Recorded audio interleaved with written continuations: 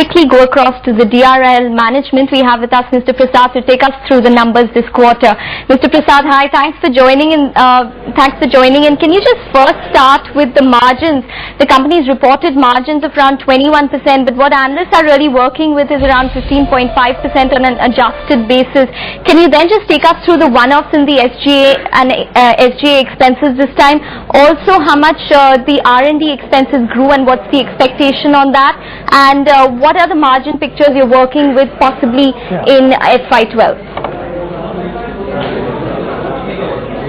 Well, firstly, I think we were benefited by a more favorable product mix driven by growth in the US that has helped the gross margins. But on operating expenses, we were hit by certain one-time things. The first one was the litigation costs in the US have been a little higher because of the ongoing Fexo-Pseudoephedrine litigation with Sanofi Aventis.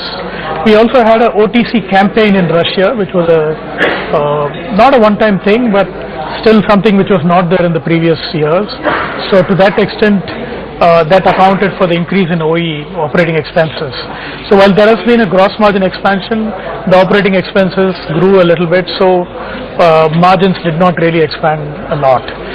But on the whole, margins are positive, and we see margin expansion even going forward in the next fiscal year. R&D expenses traditionally have been in the range of 5 to 7% depending on the year, but we are investing in the future of the business. We have signed a number of co-development deals for external R&D and also stepped up the R&D in all our businesses. So as a result, I see R&D expenses slowly going up. In this year maybe a little over 7%, and in the next year maybe 7 to 8%. But this reflects our confidence in the business and our investments in building the future at Dr. Reddy's. Right. Sir, there have been two pressure points which the management has been dealing with. First is Europe, which is down 18% this quarter, with Germany, which is down 33%. Can you just take us through the situation in Europe, also the other CIS markets, which did see some amount of pressure, and the situation with Germany? Also, you all alluded to some refinancing of a particular loan in the press conference. Can you just take us through all of that? Sure. First, in the performance on Europe, the rest of Europe is growing quite well. We are satisfied with our business.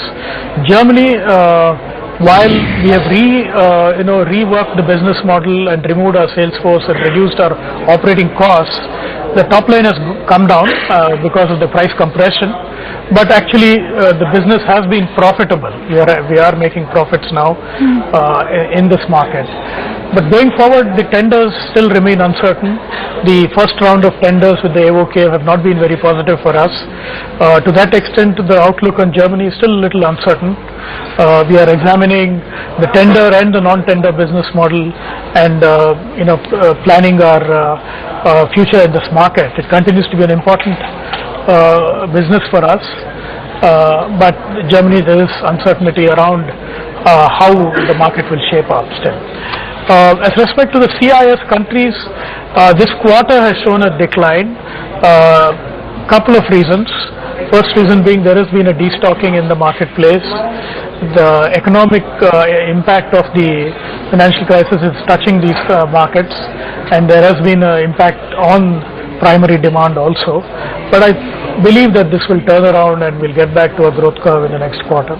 Okay. So, the other pressure point which the company's been dealing with is PSAI, which was down in Q2 and is down 5% on a year-on-year basis, but has seen a sequential recovery. What exactly is the plan going forward for PSAI? What sort of targets are you working with possibly in Q4 and in FY12? Yeah. So the PSAI business consists of two segments: the API to generics and custom services to the innovators. The API to the generic business is quite okay, it's healthy, and we expect growth to return on the back of new product launches. The services business has been impacted due to a number of macroeconomic reasons as well as restructuring R&D, and our pipeline itself not being very robust. We hope to turn that around. It's going to take us a few quarters to build up this business, the pipeline, order book, all of that. So in the near term, the outlook for CPS is not that great.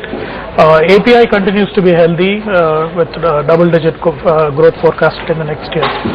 And the CPS should recover over a 3 to 4 quarter period. Okay. So, Mr. Prasad, North America has been a big growth driver for you and has been for the past few quarters.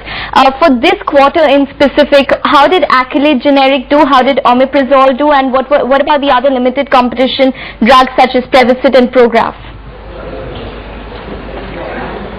Okay. The new launch, which is Zafirlukast, has just been launched. It's a two-player market, but we understand there's an authorized generic. It's not a large product in terms of the size of the brand, though it is limited in competition. So while it will be a very profitable product, it won't be a large product. The other limited competition products, Fondaparinux and Fexo-Pseudoephedrine, have not been launched. In one case, we are awaiting FDA approval, which should be imminent now. And in the case of Fexo-Pseudo, we are waiting for the litigation to resolve. We are encouraged by the developments in the legal case so far. And if everything goes well, we should be launching this product in the 4th quarter. Okay. And so just Omeprazole, how exactly did that pan out? Because there were some expectations that it would be a scale-up in the second half of FY11. It is showing very good results, and we are already approaching a market share close to about 17 to 18%. Okay. And so just a quick word on the guidance. What are we expecting from DRL, considering you have a 3 billion revenue target in FY13? For FY12, any sort of revenue targets you're working with, or maybe even a PAT or margin figure? Yeah, see, the guidance for the next year we'll announce in the next quarter. But we see a lot of new product launches in the US market, and we expect to scale up revenue significantly next year. Okay. Sir, any sort of percentage improvement you'd like to put it at all? Not at this time. The next quarter will give you guidance at the overall level and on ROC, but we have to wait till then.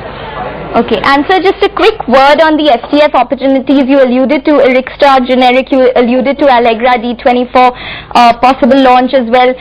Any timelines you possibly could be working with, and also if you could just talk about the Nexium settlement.